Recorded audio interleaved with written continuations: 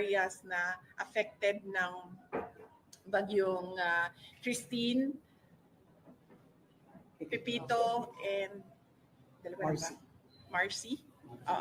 Yung tatlong bagyo. So, habang ginagawa nila yung mga activities namin ngayon for the 89th OVP anniversary, sabay din ginagawa yung mga relief operations ng mga identified na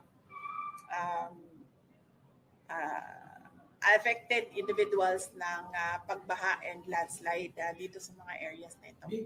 BP ma'am, unsay reaksyon nimo ma'am nga matag interview BP o hisgutan sa Quadcom ang mga Duterte family, dagay mga bagyo mosulod.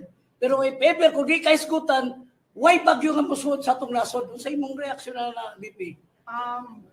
Dili ginako na siya matubag no kay dili ta maka